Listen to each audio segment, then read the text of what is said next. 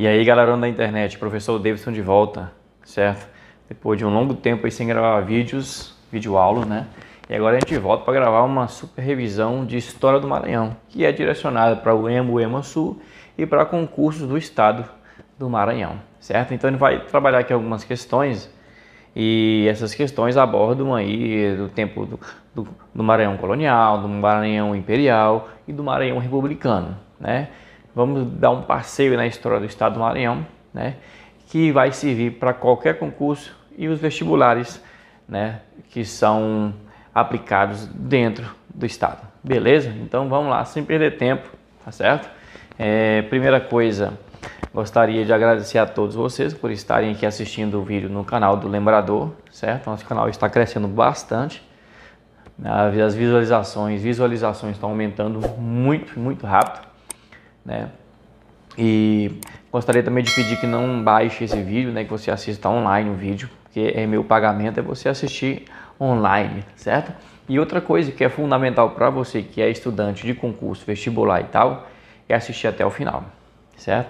Não adianta você assistir a análise de uma questão, assista até o fim para você ver a análise de todas as questões. É isso que é importante, tem que ser persistente. Se não for persistente, você vai ficar para trás, beleza? Então vamos lá trabalhar, né? Super revisão de História do Maranhão. E trabalhando aqui a primeira questão, né, vamos ler aqui o texto para a gente poder analisar o texto, certo? Não é só gabaritar aqui, não. Vou explicar tudo certinho para vocês. Então, no final do século XIX, o município de Grajaú, tá? E quase todo o sertão maranhense viveu uma rebelião política, tá? Para o governo do estado, o estopim foi o assassinato do promotor público Estolano Polari. Tá?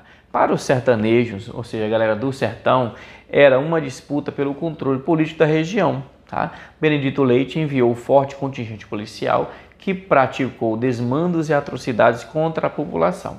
Tá? Então a situação aqui de Cabral, do livro Caminhos do Gado, de 1992. Certo? Então, o governador do estado, Benedito Leite, né, tem uma rua em Imperatriz do Maranhão com este nome, e essa rebelião política, tá, que afetou grande parte do estado ali.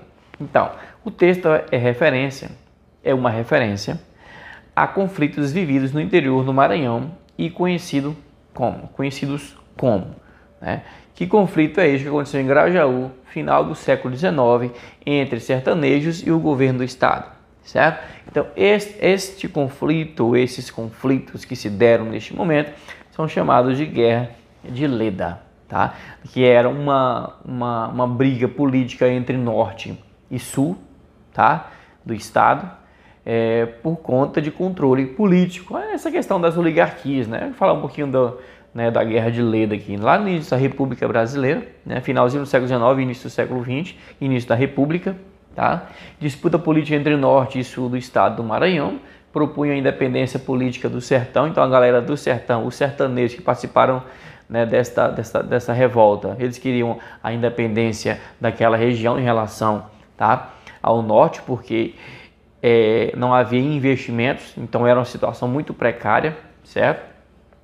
As lideranças políticas de cada localidade sertaneja, seguidores do pensamento de Leão Leda, tá? Com Guerra de Leda, Leão Leda, aspiravam uma presença maior do estado. O que é a presença maior do estado? É cuidar da saúde, educação, saneamento, habitação, ou seja, todos os serviços básicos para um cidadão ser um cidadão de verdade. Tá? E isso não estava tendo, então por isso que houve essa revolta, porque eles estavam cuidando mais lá da capital São Luís e deixando o resto do estado à míngua, certo? O que eles queriam mais? Promover o seu desenvolvimento através da aplicação de verbas que se destinasse à construção de estradas, escolas e postos de saúde. É isso que o movimento estava cobrando. Esquecimento do estado em relação ao sertão, tá? O pessoal lá de cima estava esquecendo do sertão maranhense. E facções partidárias de Grajaú entraram em conflito, enquanto uns defendiam o poder central, que é o poder da capital, São Luís, com o governador Benedito Leite. Outros defendiam uma autonomia do sertão. Ou seja, que os impostos, que o dinheiro arrecadado no sertão, eles fossem aplicados ali no sertão. Não se dirigisse ao governo central de São Luís para depois voltar, porque não voltava, não estava voltando. Esse é o problema, esse era o anseio desses sertanejos aí. Então essa aí foi a Guerra de Leda, beleza? Então vamos para a segunda questão. Quem desconhece ser mais interessante para as províncias do norte do Cabo de São Roque, província é o que hoje a gente chama de estado, no Império a gente chamava de província, ok? Obedecer antes a Portugal, que é o Rio de Janeiro, tá? Haverá, porventura, alguém tão louco que troque o certo pelo duvidoso? Acaso não temos nós já os nossos direitos declarados, a nossa propriedade garantida e o que é mais apreciável, né? Os nossos nomes livres inscritos nas bases da Constituição que abraçamos e juramos, ok? Então, uma notícia aí do jornal O Conciliador de 1822, maio de 1822, portanto, antes da independência, que foi 7 de setembro de 1822. Mas o processo de independência estava rolando desde 1808, que é a chegada da família real portuguesa aqui no Brasil. Publicadas em um jornal de grande circulação na cidade de São Luís, essas palavras expressam o repúdio de algumas províncias do norte da América portuguesa à possibilidade de quê, galera? Tá? De emancipação política do Brasil, de juramento da Constituição Portuguesa, de retorno de Dom João VI para Portugal, transferência da capital do Império Luso, queda do príncipe regente na época do Rio de Janeiro. Então, galera, a resposta é essa aqui, ó. O que eles estavam temendo? A emancipação política do Brasil. Eles não queriam aderir. O Maranhão não aderiu, Pará não aderiu e nem a Bahia aderiu. Você sabe, né? Só esses 3 estados têm um feriado que é chamado adesão à independência. Adesão do Pará à independência, adesão do Maranhão à independência, adesão da Bahia à independência. Porque eles demoraram 1 ano para aderir à independência. Na marra, eles foram aderidos, eles não queriam aderir. O que eles queriam? Ficar ligados diretamente à Europa, com seus privilégios, jurando a Constituição portuguesa e não a Constituição brasileira. Certo? Beleza, então aqui, letra A, emancipação política do Brasil. Então os baianos queriam ficar ligados à Europa, interesses econômicos, tá? Os paraenses e os maranhenses também queriam ficar ligados comercialmente direto com a Europa, tá? E aí Dom Pedro I teve que contratar mercenários ingleses para acabar com esses movimentos. Foi na Bahia, acabou, depois veio no Maranhão e por último chegou ao Pará, certo? Vamos lá, questão número 3.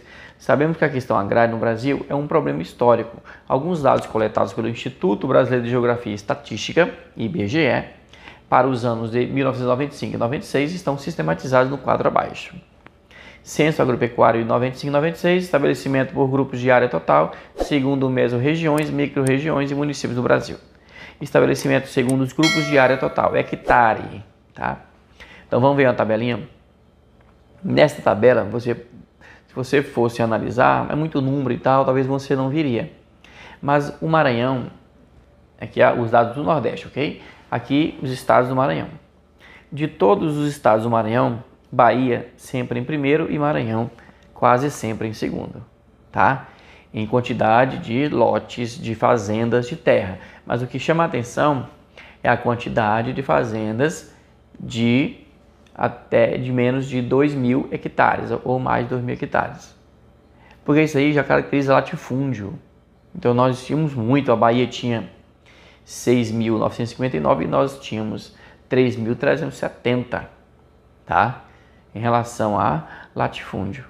Então tínhamos muito, então era um estado latifundiário, tá? Então o que está perguntando a questão, né? Os dados da tabela permitem afirmar que em números absolutos o estado do Maranhão apresenta, entre os estados da região Nordeste, o que ele apresenta, tá? Veja a resposta, o segundo maior número de propriedades com 2.000 hectares ou mais, tá? E os outros também, tá? Esse é um dado, tá aqui, tá? Mas nós temos, e aqui, 2.000 ou mais, Bahia 1.400, tá? Aqui, Bahia 6.900 e o Maranhão 3.370, tá? No caso também de 2.000 a mais, Bahia 1.400, Maranhão 633 propriedades com mais de 2.000 hectares. Então é uma região de concentração fundiária, concentração de terra e, portanto, conflitos agrários. Onde tem concentração fundiária, tem conflitos agrários. Tá? Se você for olhar a tabela depois, você vai ver que quase todos os itens o Maranhão está em segundo também, tá? Em todos os tamanhos de terra aqui, beleza? Então vamos lá, questão letra C, vamos para a próxima questão, questão número 4. O conflito de interesses entre jesuítas e colonos, então já vem o Maranhão colonial, né? foi bem retratado no filme A Missão, do diretor Roland Joffé, de 1986. Filme bom, já assisti, tá bom? No Maranhão colonial, a atividade missionária dos jesuítas também gerou conflitos de interesse. Sobre a questão jesuítica no Maranhão, nesse período, marque a alternativa correta. Tá? Então, a presença do jesuíta aqui no Maranhão. Os jesuítas não se apossavam do trabalho dos índios em benefício próprio e condenavam o uso dessa força de trabalho para fins econômicos. Tá? Não se apossavam? Se apossavam, né? A ordem dos jesuítas se sobressaiu pouco na catequese dos índios porque se dedicou mais à obra educacional dos colonos? De maneira alguma. Tá? O padre Antônio Vieira, membro dos jesuítas, foi criticado por defender arduamente a liberdade dos escravos indígenas e africanos. Eles não defendiam a liberdade dos escravos africanos, só dos nativos. Tá? Isso aí é um calo no sapato, um calo no pé, no calcanhar da Igreja Católica. Tá? Defendia os nativos, mas os africanos não. A expulsão dos jesuítas por ocasião da revolta de Beck, em 1684, ocorreu devido a conflitos de caráter religioso? Não, foi econômico, né? Nós sabemos disso. Foi a questão da falta de mão de obra, né? Que a Companhia das Índias Ocidentais tinha que enviar para cá, não estava enviando o quantitativo correto. Os colonos estavam precisando de mão de obra, tentando escravizar os nativos, né? E os jesuítas impedindo essa escravização. A força da missão jesuítica chocou-se com os interesses econômicos da coroa e dos colonos, que resultou na expulsão dessa ordem religiosa, né? Correto. Então, os jesuítas no Brasil cresceram muito, né? Se tornaram quase um estado paralelo. Não é à toa que o Pombal vai expulsar os jesuítas do Brasil, não só por suas ideias iluministas, né? De tirar uma educação religiosa, tanto de Portugal quanto das colônias, mas os jesuítas no Brasil já tinham fazendas, grandes fazendas, tá? E tinham muito poder político. Então o Pombal, né, ele acabou fazendo a expulsão também por este motivo. Tá? Então, porque se chocavam com o interesse econômico dos colonos. Eles aproveitavam dos nativos, tá? Também tinha escravos, chamados escravos da religião. Você pode pesquisar isso aí. Aqui mesmo no canal tem um podcastzinho narrativo sobre escravos da religião, você pode pesquisar, tá? Que eram os escravos que eram da Igreja Católica no Brasil, das fazendas, escravos africanos, tá bom? Beleza, então aqui letra E, certo? Vamos para mais uma questãozinha, questão número 5, né? Sabeis quem traz as pragas à terra? Cativeiros injustos. Quem trouxe ao Maranhão a praga dos holandeses? Quem trouxe a praga das bexigas? Quem trouxe a fome e a esterilidade? Estes cativeiros. Todo o homem que deve serviço ou liberdade alheia e podendo-a restituir, não restitui, é certo que se condena. Todos ou quase todos os homens do Maranhão devem serviços e liberdades alheias e podendo restituir, não restituem. Logo, todos ou quase todos se condenam. Tá? Então, o texto da Cleonice Berardelli, tá? Pretos, Índios e Judeus nos Sermões do padre Antônio Vieira, ok? Um livro aí de 2011, beleza? Este sermão do padre Antônio Vieira, 1608 a 1697, faz uma crítica à escravização dos indígenas e expõe a grande demanda por essa mão de obra no estado colonial do Maranhão até meados do século XVIII, ou seja, 1750, 1760, 1740, ali meados, né, no meio do século XVIII. A assertiva que explica o cativeiro dos indígenas no Maranhão colonial é a seguinte: qual é a alternativa correta? As guerras contra os indígenas eram a única forma de abastecimento de mão de obra escrava para atividades produtivas. A escravização dos indígenas só poderia ocorrer em áreas onde houvesse uma profunda pobreza dos moradores. Tá? A escravidão indígena foi uma prática sistemática dos colonos e gerou uma disputa entre esses e os missionários pelo controle dessa mão de obra. Olha, atenção, a gente viu agora há pouco, né? Conflito entre jesuíta e colonos.